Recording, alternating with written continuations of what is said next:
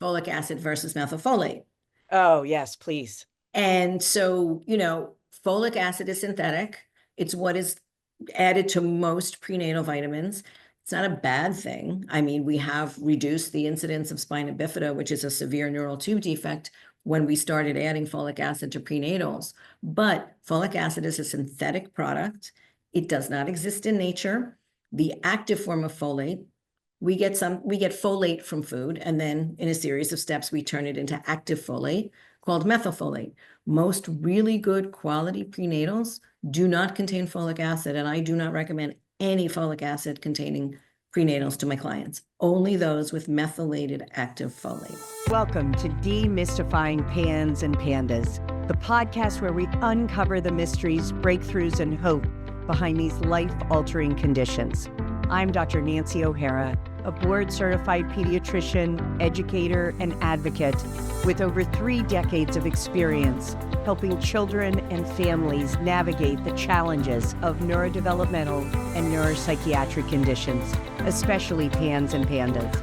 These disorders can feel overwhelming, but here we'll break down the science, explore transformative treatments, and share stories of resilience and recovery. If you've ever wondered what's possible for your child or how to find answers, this is the place to start. Let's dive in. Hi, everybody. It's Dr. Nancy O'Hara, and I am really excited to introduce Vicki Kobliner. Vicki and I have worked together for 25 years, and she is amazing. She's a registered dietitian, nutritionist, owner of Holcare Nutrition, and Healthy Baby Roadmap. And she's passionate about helping children and families live vibrant, healthy lives using functional medicine to maximize their health and reduce their diseases and help kids heal from chronic illness. And our Healthy Baby Roadmap is something we're really going to talk about today because it's designed to help women from preconception through the first year of a baby's life to reduce the child's risk of chronic illness.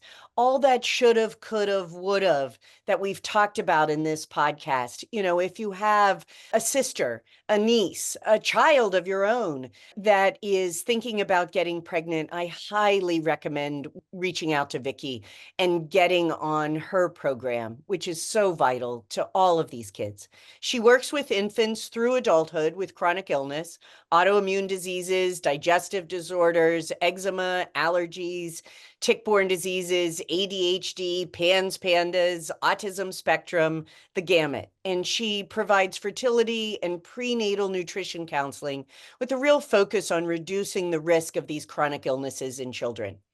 She's also contributed to several books, including A Compromised Generation, The Epidemic of Chronic Illness in America's Children, that Beth Lambert was part of and who was on this podcast, and Essential Remedies for Women's Health. She lectures nationally, internationally, all over the place, went to Russia for me many years ago. And she's on the faculty of the Autism Research Institute and the Medical Academy of Pediatrics and Special Needs. So Vicki, thank you so much for being here today and for talking to our listeners. Thanks, Nancy. It's a pleasure, obviously, always. Both a pleasure to get this message out. And also, just as Nancy said, we've worked together for so many years. We, can finish each other's sentences. So this is just like coming home. So, yeah. And I said to Vicki before we started, I wanted to credit her for many of the analogies and the words that I use and that I've used on this podcast talking about to parents and about parents, like using the GPS analogy. So I'm going to let you say it this time. Okay. And then we'll move on to the Healthy Baby Roadmap. So lots of people probably know this, but many years ago, when we were trying to explain to families that were coming to see us and were new to functional medicine and didn't really understand it was so overwhelming in many ways. I started to say to clients, look, think of us like your GPS. You tell us where you want to go. We have the knowledge, the experience, and we can survey the landscape. We can tell you how to get there to the best of our ability. But you are the driver. You know your child. You know how, if you want to move fast or you want to move slow, if there's an area where we make a recommendation and it's kind of overwhelming or too much for you to handle, we can reroute you. We can do something else. Like, it's never set in stone. It's never a one size fits all approach. It's really about figuring out how we can be your partner in navigating a journey for you. And it was an analogy that a lot of people seem to resonate with. We've had clients tell us that it made them feel so much more comfortable. And that really is the goal for any true healthcare provider. Our goal is to help you on your journey. Yeah. And Yeah, this is so where we important. start. Yeah. And as I say to people, I may be a little bit pushier Jeep than Right. others, but you are still driving the car. It's a partnership, So Yeah. tell everybody how you got here. How did you get to functional medicine? How did you get to all the wonderful things you're doing? Thank you. I got to functional medicine many years ago, longer than I want to admit, but basically it started with an instinct and a child. I had a child and this was well before I knew anything about integrative medicine. I was a very classically trained dietitian. I had my second child. By the time he was 6 months old, he'd had 2 ear infections, and I kept going to the pediatrician, and they gave him 1 antibiotics course, and then they were like, back a few months later, here's another one. And I didn't really know anything except that something said to me, this is not right. Something's not quite right here. So I started exploring, and this was again, my son's going to be 27. And, I was learning on my own. And I did a few things, including some homeopathy, some herbs, and some diet change. And he never had another ear infection again. And I remember at the time, my husband, we were, very classic. He was like, what do you mean you're not going to give him an antibiotic? The doctor said you have to give it. And I said, it just doesn't feel right. This isn't normal. You shouldn't need antibiotics as an infant twice in 3 months. That started the journey. Then professionally, I was working a lot with GI clients. I did a lot of gastrointestinal work.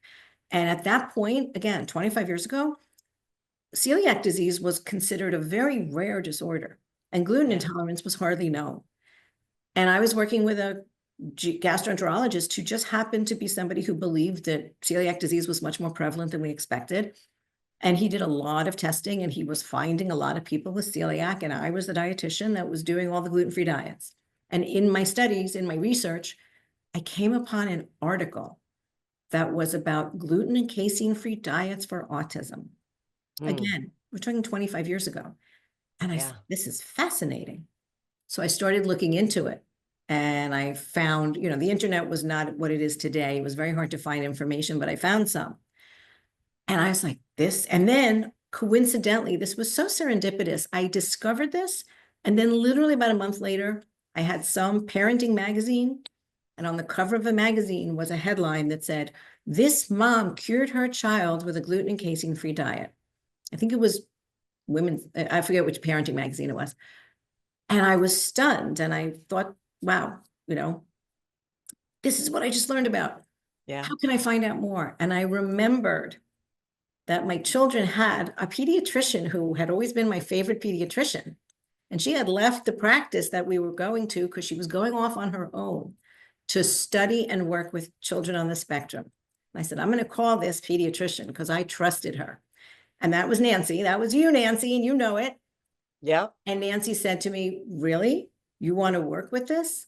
Come work with me. And that was the start of our relationship. But that was also the start of my journey into how nutrition, how diet, how lifestyle, how the non-conventional medical approach, looking at root cause functional medicine, can start to heal people. And from there, I've spent decades doing this work. Things have gotten more and more complicated as our society has gotten more toxic. And the thing that brought me to Healthy Baby Roadmap was looking every time Nancy and I would see a client, or I would, either of us would see them alone, we always had them fill out a pretty extensive questionnaire. I'm sure many people on this podcast have done those questionnaires. And it would always talk about what was the birth history, what was the first year of life, what was this, tell me about this. And we would look for clues. We would use that to say, well, this was a C-section birth. This was a child who had a lot of antibiotics. This was a mom who had gestational diabetes. Those are possible predictors. And I finally said to myself, the cart is, the horse is out of the barn. Why am I not helping people before they get pregnant so that they know these are the things you can do to reduce your risk before you get pregnant, as opposed to waiting till the baby's born when we could have looked at these risk factors. And that's basically where Healthy Baby Roadmap was born. And all the data continues to pile up that this is something we can do. Now, of course, Nancy, there's no guarantees. I can Right. never promise Right. somebody I'm going to make sure their child never has a chronic illness. But what we can do is reduce risk. And the other thing that's Right. so important about it is we can empower how many moms do we know that say, I wish I had known, I wish I had done something differently. You can Yeah. do all those things so that even if something doesn't go the way you'd hoped, you know that you did what you could and you were well informed and you were able to reduce the risk as much as possible. So I think it's an empowering program for women, for future mothers. I think it's an important program for future mothers. And I would love to see it as part of the standard of care. Yeah, me too. Absolutely. And, in all of that, I always tell people, except for the initials behind our names, you have done so much in our practice. You have done so much in your own practice and in other practices that you work in to help families be healthier. And, when we talk about the first 1,000 days of life, that starts pre-birth. That's not starting day one of birth. That's starting in the womb and before. And we really need to impact that. And so tell us what the program looks like. Sure. Why is it different from a typical prenatal guidance program? Thank you for asking that, because there are many great pregnancy programs out there. Most of them are really focused on how to have a healthy pregnancy. And by that, we mean a successful pregnancy that leads to a term birth, no preeclampsia, no hypertension, no, preterm birth, things like that. And that's important, but Absolutely. yeah. And again, there's a lot of correlation between those things and chronic illness in children after the fact. But what it doesn't look at is where was the root cause and what can you do to change the terrain? So one of the things, and I stole this from somebody many, many years ago. So, and I freely admit that I told her I was borrowing borrowing versus stolen, but I remember somebody saying to me once, every mother, every father, the parents, when you think about, I'm going to have a baby, you start thinking about the nursery. I'm going to decorate the nursery and it's going to be pink or green or blue, and I'm going to have this mobile. But your womb is your baby's first home. How much time do we actually spend getting our womb ready? Yeah. Generally not much. And the truth is, optimal health during pregnancy supports the development of the baby, supports a healthy child, a strong immune system, digestive system, detoxification system. But that healthy pregnancy starts with setting that foundation before you get pregnant. So Healthy Baby Roadmap, and I call it HBR just because it's easier, but we look at basically a number of different areas. Diet. Do you have enough nutrients in the diet? And we always talk about what is there too much of, what is there too little of? This is a very common theme in functional nutrition. What do we know there's very little of, or often not enough of in pregnancy? Vitamin D, magnesium, zinc, and I'll give you a few pearls. Iodine. And one of the things that's super critical, and I'm seeing this more and more, we who are more aware of health and nutrition often move away from iodized salt because we're using Himalayan sea salt or Celtic sea salt or natural salts from the ocean. They don't have a lot of iodine. Yeah, What we're iodine. seeing is when there's not a lot of iodine, when there's not enough iodine, the thyroid begins to be affected. And iodine is critical for fetal development. Yep. So I am very, very focused. That's one of the things I look at. I'm very, very focused on making sure that women are getting enough iodine in their diet before and during their pregnancy, but that's only one of many nutrients. Another one I talk a lot about is choline. Choline is predominantly found in eggs. There's actually data that shows that choline deficiency is correlated to increased risk of schizophrenia. And the issue with that is that choline does its great work in the first trimester. So you may not even know you're pregnant. By taking proactive steps before you become pregnant in that preconception period, saying, I'm going to start 6 months, a year is great. 6 months is usually pretty darn good. I'm going to start to get my body ready now so that if and when I get pregnant, I am not then behind the 8 ball trying to figure out how to make things better. You've gotten your choline in. And even though eggs are one of the best sources of choline, we have a difficult time meeting our choline needs with food alone. And there are different types of choline, you know, some better than others, different products better than others. So I'm very specific about that. But iodine, choline, 2 nutrients that most parents that I talk to have no idea about and are really, really important, in addition to the ones like zinc, magnesium, selenium, iron, all the good stuff like that. But then there's also the environment. What's happening in our environment, the air we breathe, the water we drink, the food we consume. It's not only are we getting those right nutrients, but what's coming in that package with the food.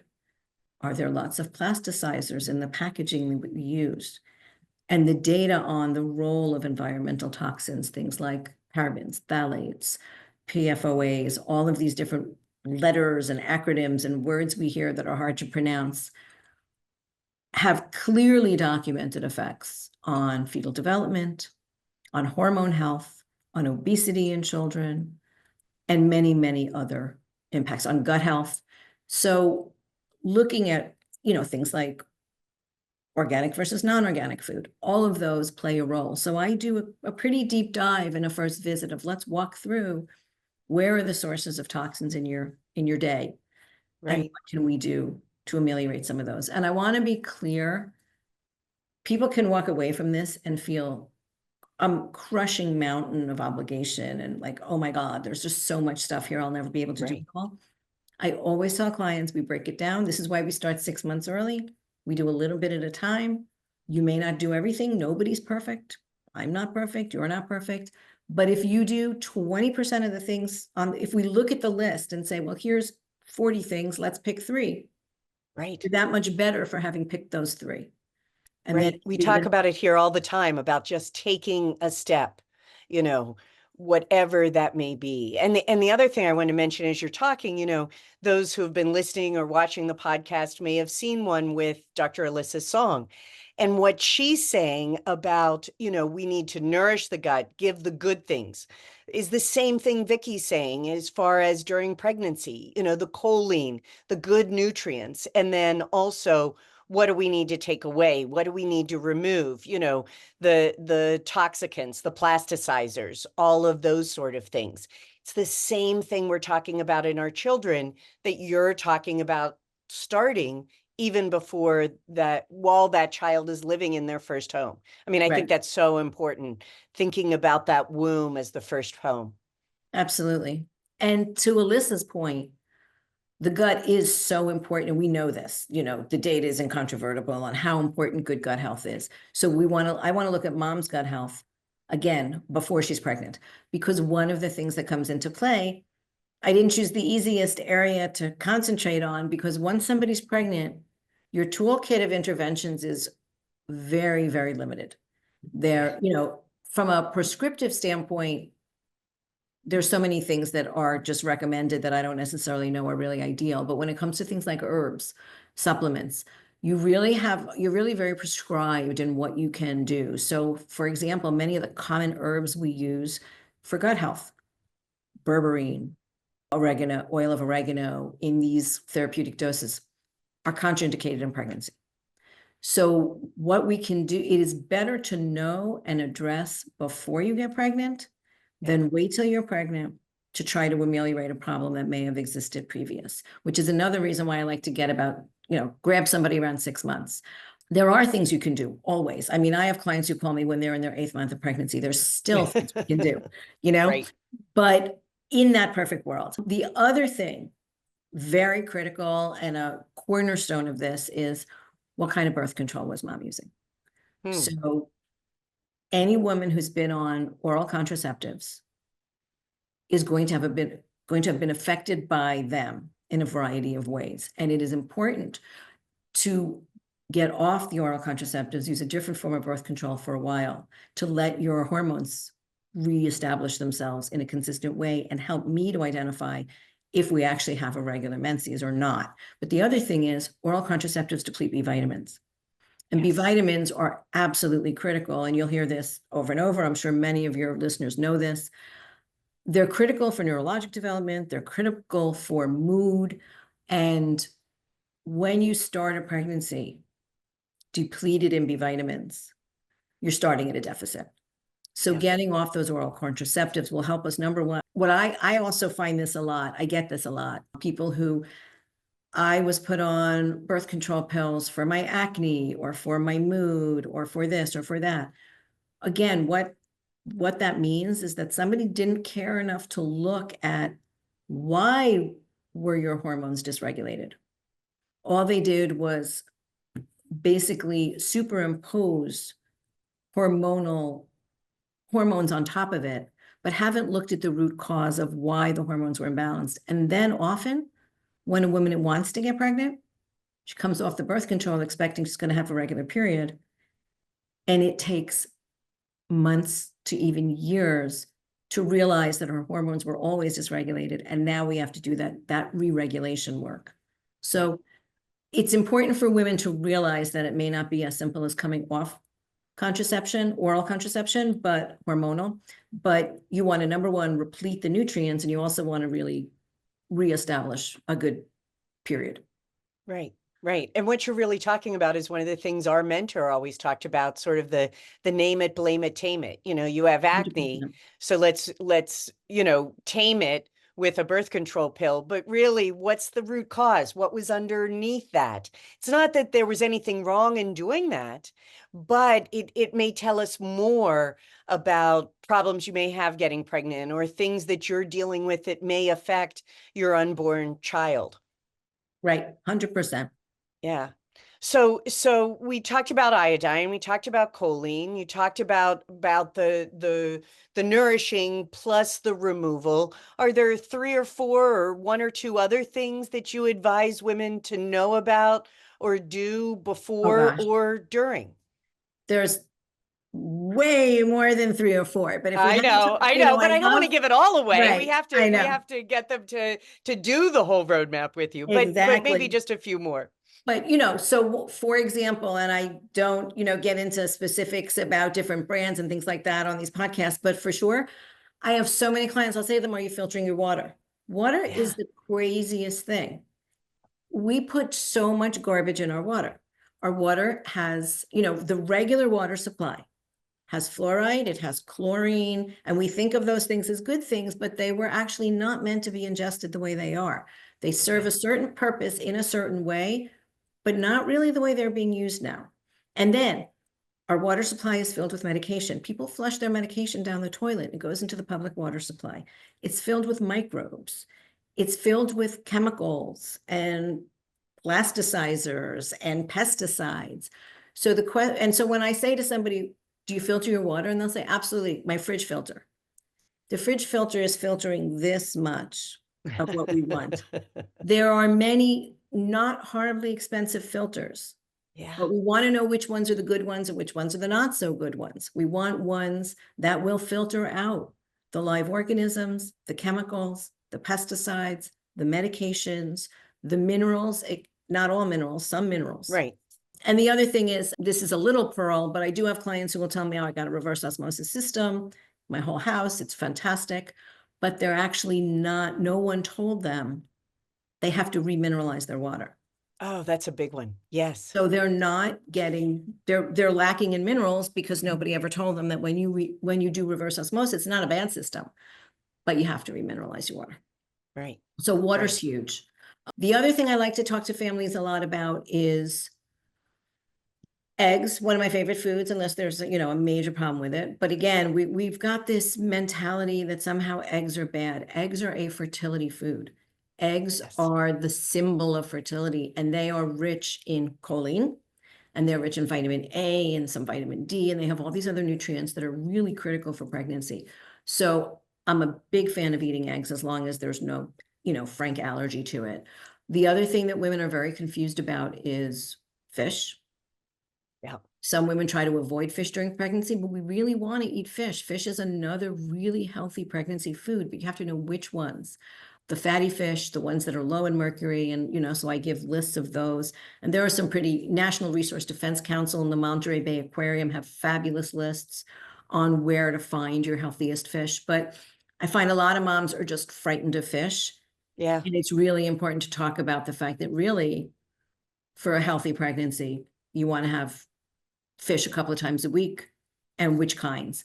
And then there's the whole, the organ meat thing. Traditional cultures, and this is a little scary one. And this is where the roadmap comes, the GPS. GPS, right. I don't make anybody eat liver if they don't want to. But I help people to understand how you can eat organ meats, because organ meats only from pasture-fed animals, because the liver is the detox organ. You eat a liver from a sick animal, not great.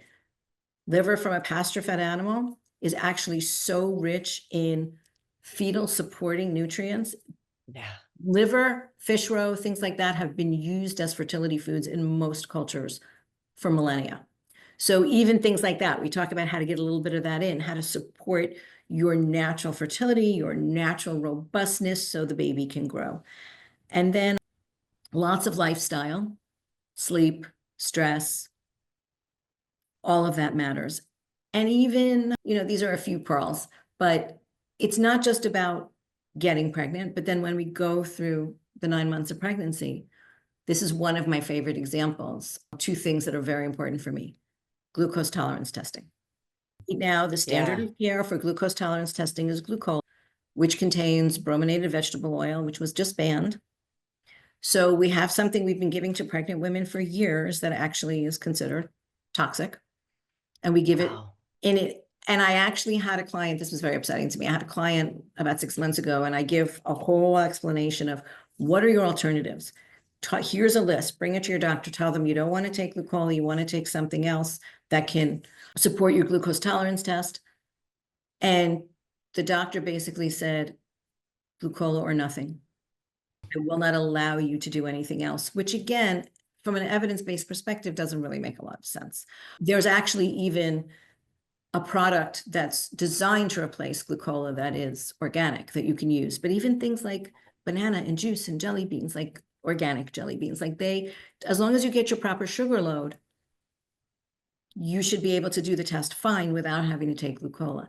The other issue I find is very healthy moms tend to have they don't eat these high doses of sugar. Right. So when they do the test, they often fail because it's such a high influx of glucose. Yeah. And then they fail the test, and the doctor says, either you need to go on insulin, or you need, or something, there's all kinds of issues. Being put on insulin is, the one we really want to avoid. But bottom line is, I also walk moms through, okay, this is what's going to happen. If you get this result, this is what we're going to do about it. Don't immediately jump. Yeah. Assuming you have gestational diabetes, because you very well may not. Right. And then I do a birth plan. We have a big session about a month and a half before birth, where we talk about the birth plan. What can you expect from your delivery? What can you expect from the process? And what can you advocate for yourself? And again, it's not about do it my way. It's, do you want to delay the cord cutting? Do you not? These are the benefits. These are the things you might not want to do. Do you want to eat before? And a lot of birthing centers are now much better about things like letting women eat, letting them walk around, but they're still not always on the table for everybody. So simple things like that. So we talk about a laundry list of what do you want your delivery look like like in a perfect world, and obviously if there are, outcomes where it wasn't the expected delivery, you have to deal with those. But for example, you may not plan for a C-section birth. If you have one, let's plan in advance. If you end up having a C-section, what can we do about it? How do we help you, mom and baby, have a more productive outcome post C-section? Because you and I know that C-section births are correlated with poorer gut health in infants and more chronic diseases.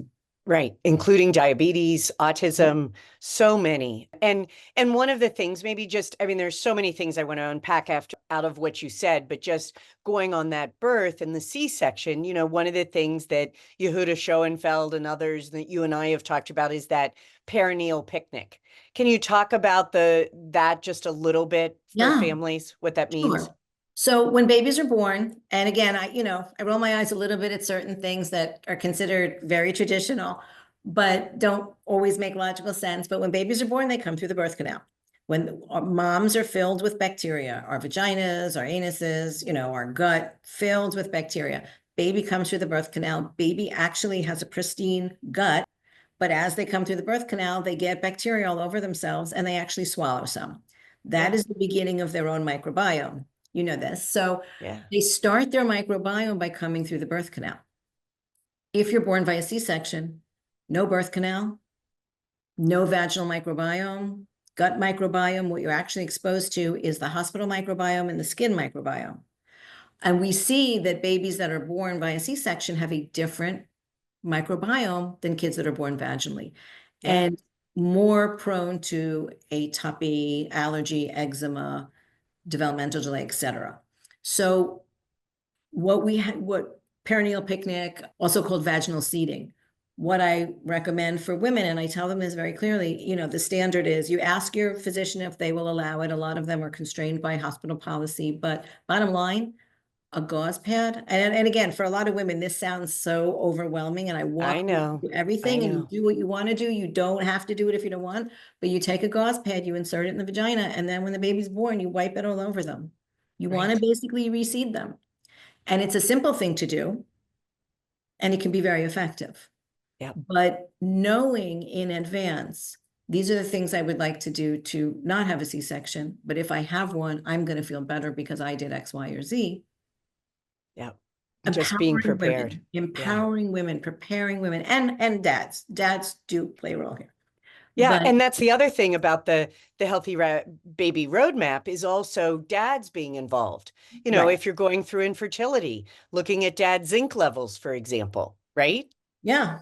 And mitochondria. So we haven't really talked about that, but I know, we talk about that all the time in terms of kids with neurodevelopmental delays and chronic illness, but the mitochondria are crucial for fetal development and for egg production, egg quality, and egg implantation into the endometrium. So for example, CoQ10 is pretty regularly recommended for women who are struggling with fertility, as well as a number of other nutrients and supportive elements. But CoQ10 is a key one.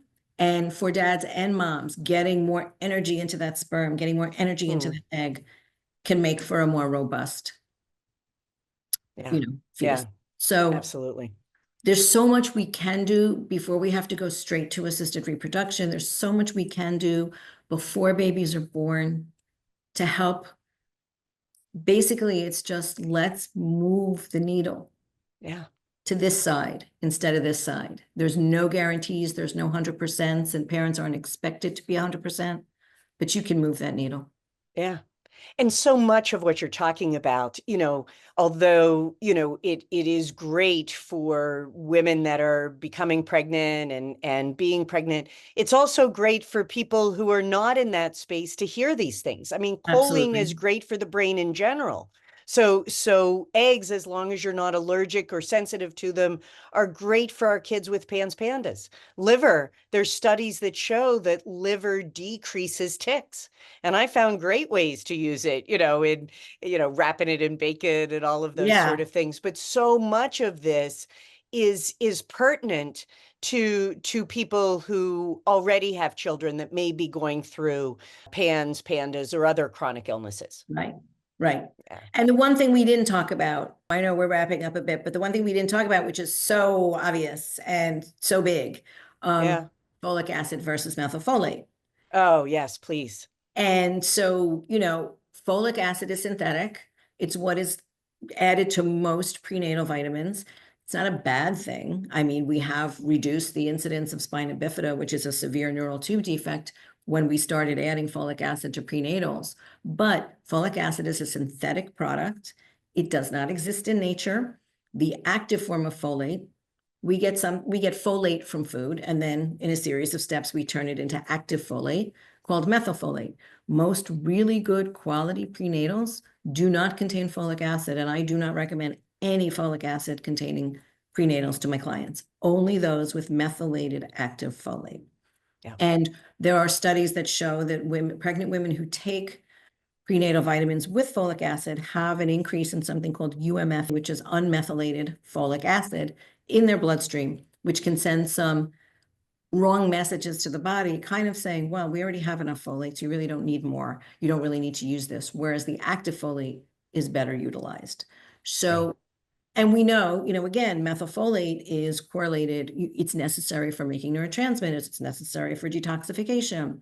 It's lack of active folate is correlated with neurodevelopmental delay. So all of that matters. Yeah. Yeah.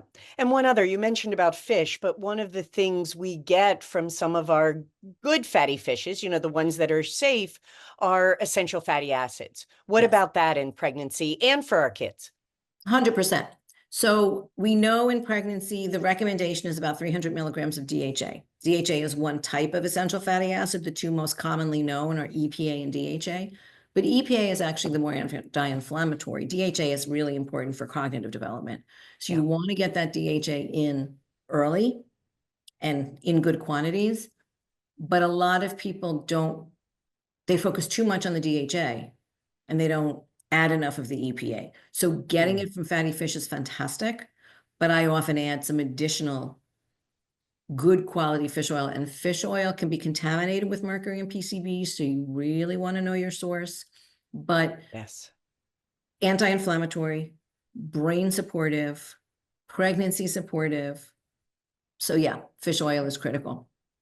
Yeah. And that's part of my core list of supplements that I recommend for pregnant women. And that includes things like a good quality prenatal, also vitamin D, because most of us are low in vitamin D. And that vitamin D is correlated with so many improved pregnancy outcomes when you support, and deficiency is correlated with so many poorer pregnancy outcomes.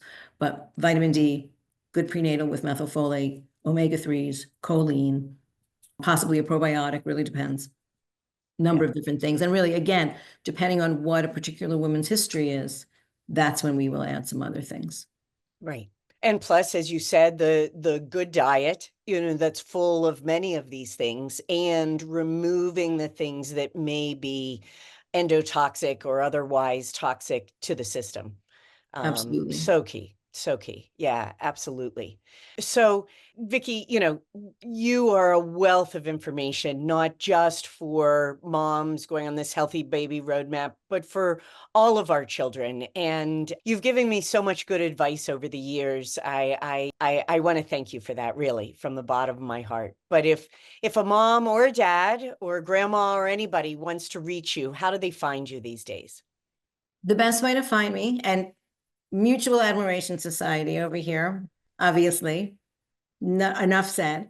But the way to find me is Holcare Nutrition, and I have to spell it because everybody spells it wrong. When I chose the name, it was supposed to be based on holistic nutrition, but somehow everybody thinks it's either a hole in the wall or something else. So basically, it's HOL as in holistic, and then nutrition, HOLNUTRITION, wholecarenutrition.com. So did I say it right? I think I messed You said it up. it wrong. It's Holcare, Holcare. wholecarenutrition.com. Right. Right. That's why they have trouble. You can't even do it. I can't even spell it. HOLCARE nutrition.com. And there's a button to press. There's actually one of the web pages is specific to Healthy Baby Roadmap. So if you want to talk to me about one of your children or yourself, that's great. If you want to talk about Healthy Baby Roadmap, there's actually a specific button you can press for that. Yeah. And any of all of those are vital. I mean, I think, Vicki really has a lot to offer. And as many of you know who may be trying to get that long-awaited appointment with me, what I always ask you to do is see Vicki first, because there's so much that she can do in helping you, not just with your diet, not just with your supplements, but the whole lifestyle, sleep, all of that is so vital to all of our health. And So, ordering functional medicine lab work, which I yeah, do for my the moms that I'm working with as well as other people, so we can get some of that started. So that when they're yeah, ready to see you, they've got the results of the work as opposed to starting from scratch. absolutely. Absolutely. Any last words of wisdom or hope or anything you want to leave our listeners and viewers with? 10 years from now, I wish every woman would be doing this and we could see statistical declines in all these chronic illnesses. But I really just want moms to know, and dads, that they do have power and they Yeah, can affect change. And it doesn't have to be all or nothing. It does not have to be overwhelming. Small, simple steps, incrementally, can have powerful effects. absolutely. So well said, as always. Thank you. Thank you again for joining me. Thanks for doing all the work that you do, and I'll see you again soon. All right. I'll talk to you soon. Take care, everybody, and thank you for listening. That's it for today's episode of Demystifying PANS, PANDAS. I hope you're walking away with insights, tools, and hope to help you and your child on this journey. If you found today's conversation valuable, be sure to subscribe so you never miss an episode. Share this podcast with anyone who might need it. It could be the lifeline they're searching for. And if you have a moment, leaving a review helps us reach even more families who deserve answers. Also, for more information, training, and community, check out our website, drohara.com, and join our annual membership. And remember, every step forward, no matter how small, brings us closer to healing and understanding. Until next time, be present, be hopeful, and we look forward to seeing you next time on Demystifying PANS, PANDAS.